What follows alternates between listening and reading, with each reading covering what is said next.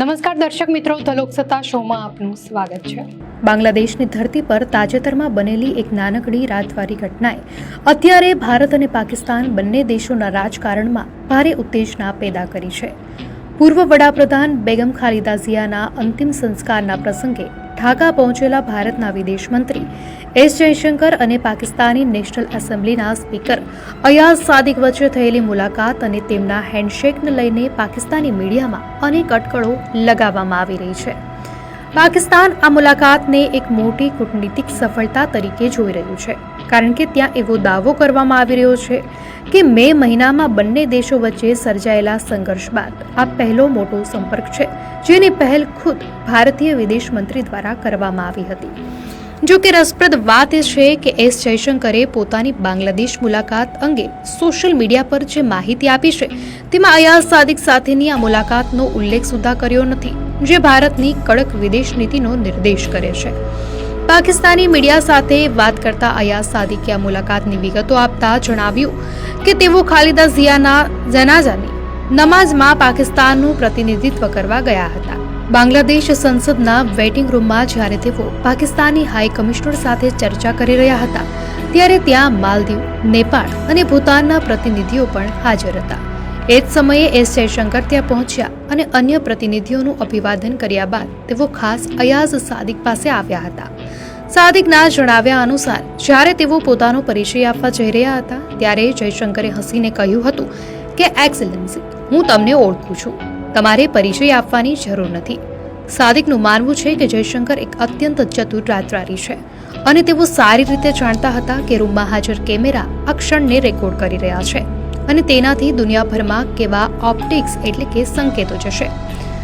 પાકિસ્તાનની નેશનલ એસેમ્બલીએ પણ આ મુલાકાતને ખૂબ મહત્વ આપ્યું છે અને તેના અધિકૃત સોશિયલ મીડિયા હેન્ડલ્સ પર તસવીરો શેર કરીને એવો પ્રચાર કર્યો છે કે ભારત તરફથી સંબંધો સુધારવાની ઈચ્છા વ્યક્ત કરવામાં આવી છે। સાદિકે તો ત્યાં સુધી કહ્યું કે બાંગ્લાદેશમાં તેમનું ભવ્ય સ્વાગત થયું અને લોકો પાકિસ્તાન જિંદાબાદના નારા લગાવી રહ્યા હતા। જો કે પાકિસ્તાનના નિષ્ણાંતો આ બાબતે અલગ મત ધરાવે છે। અમેરિકામાં પાકિસ્તાનના પૂર્વ રાજદૂત મલિહા લોધીએ સ્પષ્ટ કર્યું છે કે આવી આકસ્મિક મુલાકાતથી કોઈ રાજકીય બરફ ઓગળશે તે માનવું મૂર્ખામી છે।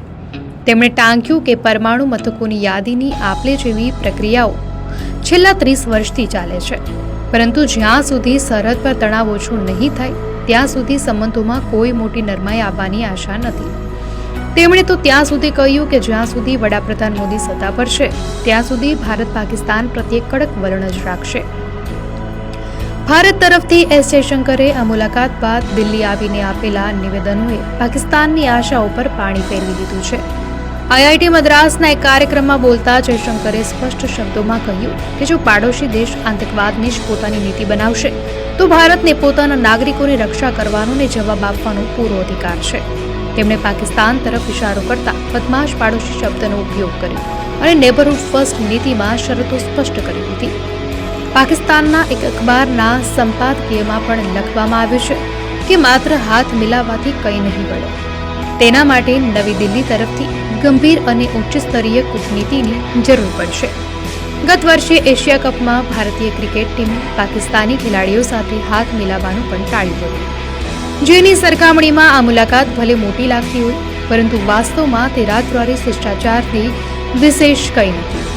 આ સમગ્ર ઘટના દર્શાવે છે કે પાકિસ્તાન અત્યારે ભારત સાથે વાતચીત શરૂ કરવા માટે કેટલું ઉત્સુક છે, પરંતુ ભારત આતંકવાદ અને વાતચીત બંને સાથે ન ચાલી શકે તેવા પોતાના જૂના અને મક્કમ વલણ પર અડગ છે। આ મુલાકાત માત્ર એક સંયોગ હતો કે કોઈ આયોજિત રણનીતિનો ભાગ, તે તો આવનારો સમય જ બતાવશે, પણ હાલના તબક્કે તો ભારત પાકિસ્તાન વચ્ચેના સંબંધોમાં જામેલો બરફ ઓગળવાના કોઈ સંકેત દેખાતા નથી। દર્શક મિત્રો, આ માહિતી આપને કેવી લાગી? આપની પ્રતિક્રિયા અમને કોમેન્ટમાં ચોક્કસથી જણાવશો અને જો આપને આ વિડીયો સારો લાગ્યો હોય તો વિડીયોને લાઇક કરો અને ચેનલને સબસ્ક્રાઇબ કરો।